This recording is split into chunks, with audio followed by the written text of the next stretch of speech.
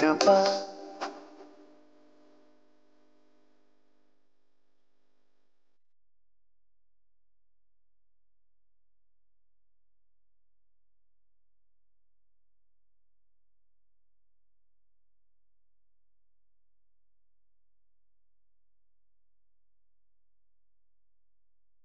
దేవుని నామానికి స్తోత్రం కలుగునుగా. దేవుని మహాదయని బట్టి ఈ రోజులను ప్రవేశించాం. ఈరోజు మనం పరిశుద్ధ లేఖనాల్లోని సంఖ్యాకాండం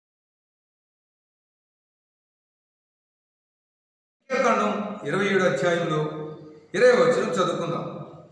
ఇజ్రాయిల్ సర్వ సమాజం అతని మాట వినున్నట్లు అతని మీద నీ ఘనతలో కొంత ఉంచుము. ప్రియ సోదరి సోదరుడా, ఈ మాటను దేవుడైన యెహోవా మోషేకి చెప్పారు. ఏమని? మోషే, నీ తరువాత ఇజ్రాయిల్ను నడిపించవలసింది యెహోషువ.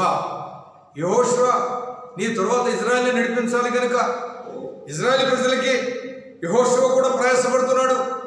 యెహోషువ కూడా మీ కొరకు కష్టపడుతున్నాడు. యెహోషువ కూడా మిమ్మల్ని కానానుకు చేర్చాలని వాంఛ కలిగి ఉన్నాడు అని నువ్వు యెహోషువని గనపరచు. ఎందుకంటే నీ తరువాత నడిపించబడవలసిన వాడు యెహోషువ కనుక, యెహోషువ మాటలు ఇజ్రాయిల్ వినాలి కనుక నువ్వు ఇదిగో ఘనపరచు. ఓ, ఎంత గొప్ప విషయం ప్రియ సోదరి సోదరుడా. ఈ జ్ఞానాన్ని పాటిస్తే ఎలా ఉంటాయి మన కుటుంబాలు, ఎలా ఉంటాయి, ఎక్కడుంటాయో కూడా అర్థం కాదు. అంత ఘనమైన దీవులతో ఉంటాయి. కాబట్టి ప్రియ సోదరి సోదరుడా, ఇదిగో చాలా జాగ్రత్తగా ఆలోచన చేయి.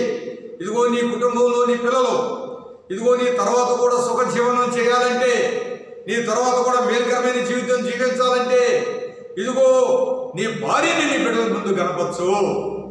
తల్లి, నీ భర్తను నీ బిడ్డల ముందు కనపరచు.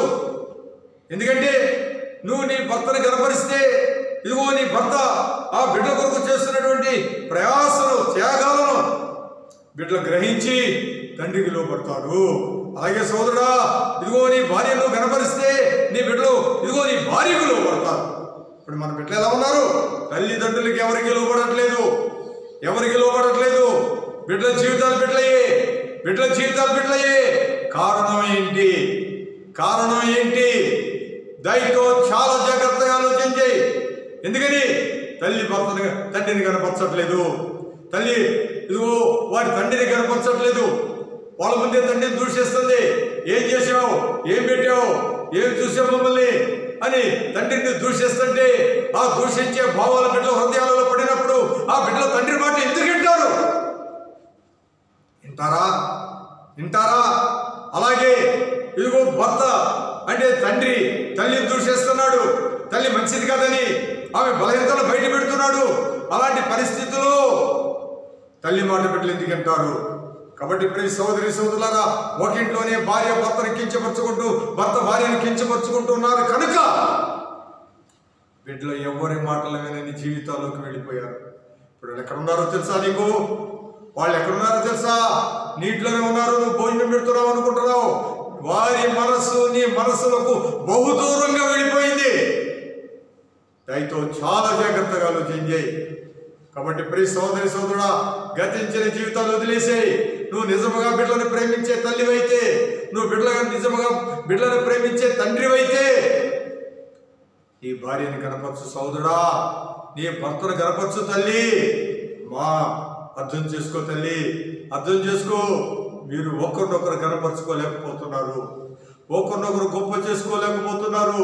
మీరే ఒకరినొకరు హింసించుకుంటున్నారు.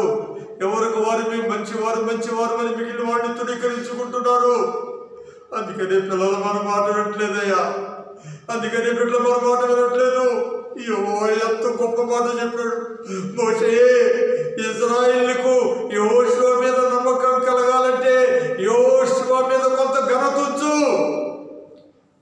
తల్లి, జీవితం అయిపోయింది, ఏమి లేదు. మన జీవితం అయిపోయింది, ఏమి లేదమ్మా. మిగిలిన జీవితంలోనైనా ఇదిగో నీ భర్తలో ఉన్న మేలుని చూసి ఆయన్ని కనపరచు. సోదరుడా, నీ భార్యలో ఉన్న మేలుని చూసి కనపరచు. ఆమెలో ఉన్న అపరాధాలు చూడబాకు, ఆమెలో ఉన్న లోటులు చూడబాకు. సోదరు అతనిలో ఉన్న బలహీనతలు చూడబాకు. అతనిలో ఉన్న మంచి చూడు, ఆ మంచిని కనపరచు. దయతో చాలా జాగ్రత్తగా ఆలోచన చేయి. చాలా జాగ్రత్తగా ఆలోచించి ప్రియ సోదరి సోదరులరా, ఇదిగో మీ బలహీనతలు మీరు ఇదిగో ఎంచుకోకుండా, ఒకరి బలహీనతలు ఒకరు చూడకుండా, ఒకరినొకరు క్షమించుకునేటువంటి మంచి మనస్సుతో తరువాత నీ బిడ్డలు క్షేమకరమైన జీవితాన్ని జీవించాలంటే మీరు ఒకరినొకరు కనపరచుకోండి. ఒకరినొకరు కనపరచుకోండి తల్లి, ఒకరినొకరు కనపరచుకోండి స్నేహితుడా, సోదరుడా. దయతో దేవుడిచ్చిన గొప్ప వాక్యాన్ని నీ కుటుంబంలో వాడుకోయా. దేవుడిచ్చిన గొప్ప వాక్యాన్ని నీ కుటుంబంలో వాడుకో తల్లి. తరువాత హోషేని తర్వాత యెహోషువ మాట వాళ్ళు వినాలి తల్లి. నీ తరువాత నీ భర్త మాట వాళ్ళు వినాలి. సహోదరుడా, నీ తరువాత నీ భార్య మాట వాళ్ళు వినాలి. కానీ ఏం చేయాలి? సర్వ సత్యాన్ని అర్థం చేసుకుని, ఒకరి లోపాలు ఒకరు చూడకుండా, ఒకరినొకరు కనపరుచుకునే జీవితంలోకి రండి. ప్రార్థన చేసుకుందాం. ప్రేమ గల మా తండ్రి, దయగలిగిన మా గొప్ప దేవుడా, దేవా, ఇప్పటి వరకు ఒకరినొకరిని హింసించుకొని, ఒకరినొకరు విమర్శించుకొని మా జీవితాలు మన్నించండి. అందుకే మా బిడ్డలను కోల్పోయాం నాయన. మా బిడ్డల దగ్గర మేము ఇదిగో ప్రభావ మా స్థితిగతుల్ని తెలియజేసుకుని, ఇక నుండైనా మేము ఒకరినొకరు కనపరుచుకుంటూ మా బిడ్డలకు ఉన్నత దీవెనలు సమకూర్చుకుని ఆత్మీయ జ్ఞానం మాకు దయచేసే దేవుడు నమ్మచ్చు. యేసయ్య పరిశుద్ధ నామమున అడుగుచున్నాం తండ్రి, ఆమేన్. మన తండ్రి అయిన దేవుని దయ, ప్రభు అయిన యేసుక్రీస్తు వారి మహిమ, పరిశుద్ధాత్మక అన్యోన్య సహవాసం మనందరికీ తోడుగా ఉండను గాక. ఆమేన్. అందరికీ వందనాలు. ప్రియ